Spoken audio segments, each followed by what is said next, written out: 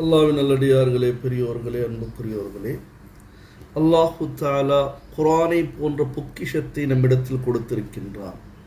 சொல்லப்பட்டிருக்கின்றது, ஹஜ்ரத் அப்துல்லா இப்னு மஸ்ஊத் ரலியல்லாஹு தஆலா அன்ஹு அவர்கள் இந்த ஹதீஸை அறிவிப்பு செய்கிறார்கள். கண்மணி நாயகம் ஸல்லல்லாஹு அலைஹி வஸல்லம் அவர்கள் கூறினார்கள், இரண்டு விஷயங்களை ஷிஃபாவிற்காக, செஹத்திற்காக, உடல் நலத்திற்காக நான் கொடுத்திருக்கின்றேன் இந்த உம்மத்திற்கு என்று சொன்னார்கள். ஒன்று நஹல் என்று சொல்லப்படுகின்ற நல்ல தேன், பியூர் தேன், ஷஹத். இன்னொன்று குர்ஆன் ஷரீஃப் என்பதாக ரசூலே கரீம் ஸல்லல்லாஹு அலைஹி வஸல்லம் அவர்கள் கூறினார்கள்.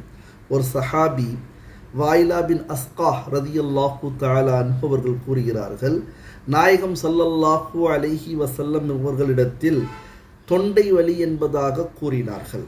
நபி அவர்கள் அதற்கு மருந்தாக இக்ரஇல் குர்ஆன், நீங்கள் குர்ஆன் ஓதிக்கிட்டே இருங்க, இதுதான் அதற்கான ஷிஃபா, இதுதான் அதற்கான செஹத், இதுதான் அதற்கான ஒரு மருந்தாக இருக்கிறது என்பதாக கூறினார்கள். இந்த ஹதீஸ் பைஹக்கி ஃபி ஷுஅபில் ஈமானில் இடம்பெற்ற ஒரு ரிவாயத்தாக இருக்கிறது.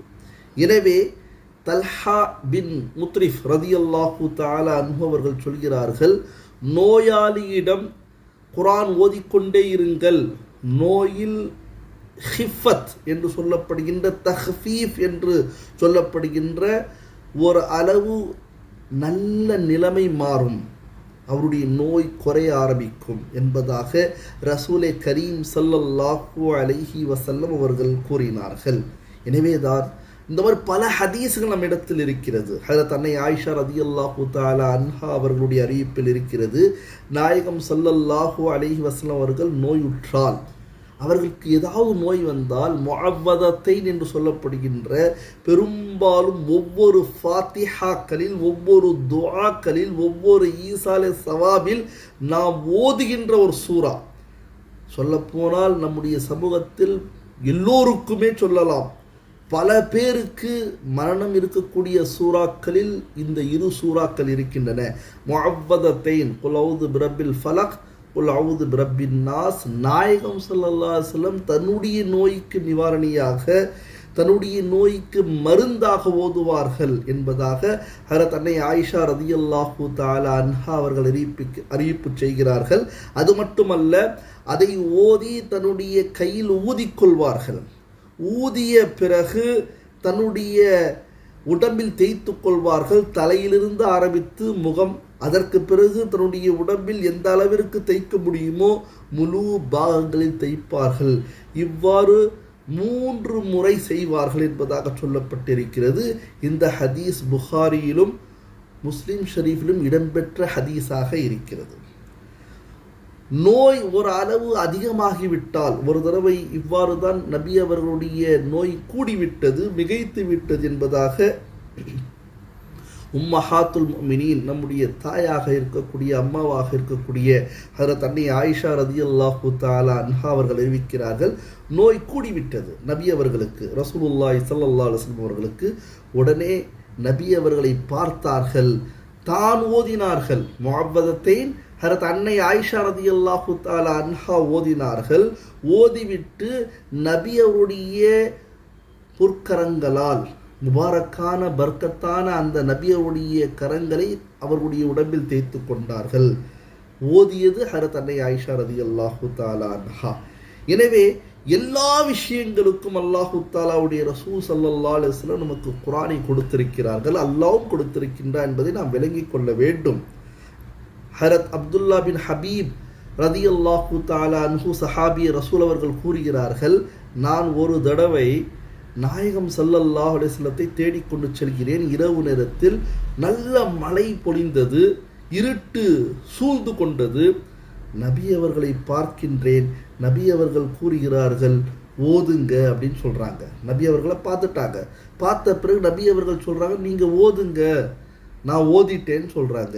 என்ன ஓதுவது என்று கேட்கும் பொழுது அல்லாஹ்வுடைய ரசூல் சொன்னார்கள், காலையிலும் மாலையிலும் நீங்கள் இஹ்லாஸ் என்ற சூரத்துல் இஹ்லாஸ் என்ற குல் ஹுவல்லாஹு அஹத் சூராவை ஓதுங்கள்.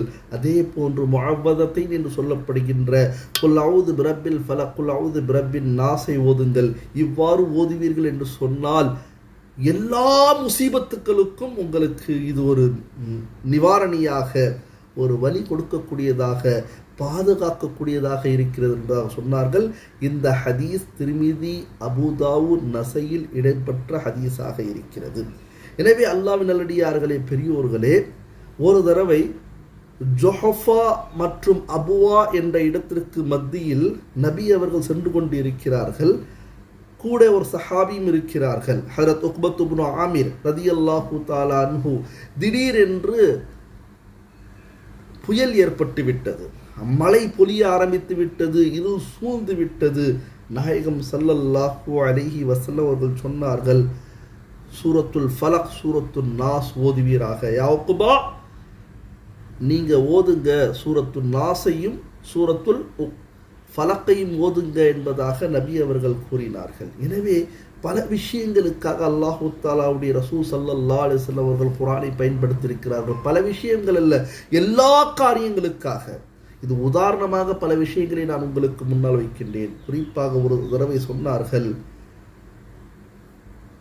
இன்ஜீலிலும் இல்லாத ஒரு சூரா, தௌராத்திலும் இல்லாத ஒரு சூரா, ஜபூரிலும் இல்லாத ஒரு சூரா, ஏன் குர்ஆன் ஷரீஃபிலும் மற்ற இடத்தில் மற்ற ஆயத்துக்கள் இதை போன்று அல்ல, இதை போன்று ஒரு சூரா அல்ல. அது எது என்ன தெரியுமா? அதுதான் இஹ்லாஸாக, சூரத்துல் இஹ்லாஸாக, சூரத்துல் ஃபலக்காக, சூரத்துல் நாஸாக இருக்கிறது என்பதாக சொன்னார்கள்.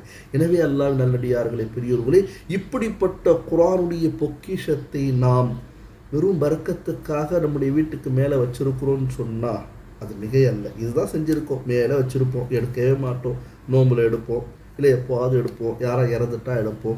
அதுக்காக மட்டுமா அது குர்ஆனை வச்சுருக்காங்க அல்லாஹ்? அதே மாதிரி வீட்டிற்குள்ளே புது வீட்டுக்குள்ளே போகணுன்னு சொன்னால் பக்கரா ஓதுவோம், இறந்துட்டா யாசீன் ஓதுவோம், மக்ரிப் பிறகு வாக்கியா ஓதுவோம், பெரும்பாலும் முல்க ஓதுவோம், வெள்ளிக்கிழமை சூரத்துல் கஹஃபை ஓதுவோம். இதுக்கு மட்டும்தான் குர்ஆன் ஷரீஃப் இறங்கப்பட்டதாக நினைப்பீர்கள் என்று சொன்னால் நம்மை விட அறியாமையில் இருக்கக்கூடிய சமூகம் வேறு எதுவாகவும் இருக்க முடியாது என்பதை விளங்கிக் கொள்ளுங்கள். நாயகம் ஸல்லல்லாஹு அலைஹி வஸல்லம் சஹாபாக்கள் எல்லா காரியங்களுக்காக குர்ஆனை பயன்படுத்தினார்கள் என்பதை விளங்கிக் கொள்ளுங்கள். இந்த முழு விளக்கங்கள் இப்போ சொல்லப்பட்ட அத்தனை தஃப்சீர்களும் தஃப்சீரே மஸ்ஹரியில் இடம்பெற்ற தஃப்சீராக இருக்கிறது என்பதை நாம் விளங்கிக் கொள்ள வேண்டும். அல்லாஹு தஆலா நம் அனைவருக்கும் குர்ஆனை வைத்து தன்னுடைய வாழ்க்கையை செம்மை ஆக்கிக்கொண்டு சீராக்கிக்கொண்டு நிலையான ஒரு வாழ்க்கை வாழக்கூடிய தௌஃபீக்கை அல்லாஹ் தந்தருள்வானாக. ஆமீன். வாஹிரு தஅவானா அல்ஹம்துலில்லாஹி ரப்பில் ஆலமீன். அஸ்ஸலாமு அலைக்கும் வரஹ்மத்துல்லாஹி வபரகாத்துஹு.